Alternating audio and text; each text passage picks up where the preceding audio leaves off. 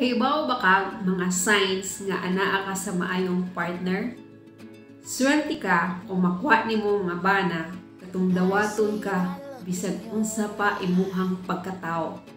Mudawat nimo bisag unsa pa o kinsa pa ka, tanggap ka sa bisag unsa pa ang imong mga kaagi ug muunong nimo bisag unsa pa imong batasan. Tanggap imuhang pagkatao. Proud siya sa imuha, ipagmalaki ka sa iyang mga ginikanan o iyang mga kauban, sa trabaho, iyang mga amigo. Swerte kaayo ka kung naa ka sa tao nga happy siya para nimo. Yung tipong kanang nabitaw mahitabo sa imong kinabuhi nga gusto nimong maabot niya, naabot siya, nang suportahan ka niya. Happy siya kung happy po ka, mga ingon anak. Swerte kayo ka sa klaseng tao nga pilion ka niya, magpaubos siya sa inyong mga away bitaw kanang may tabo di mo malikayan nga mag-away mo.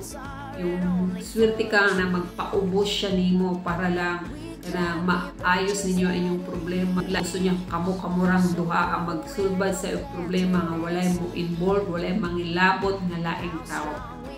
Swerte ka kung bisan unsa pa ka busy ng imong bana, magahinjud time sa imong anak.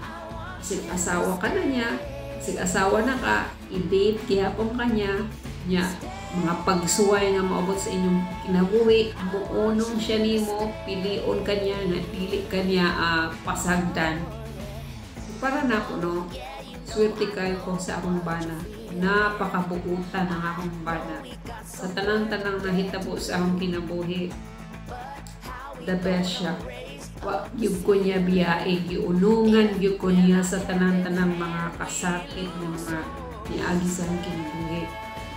Wajud ko niya pasagdan.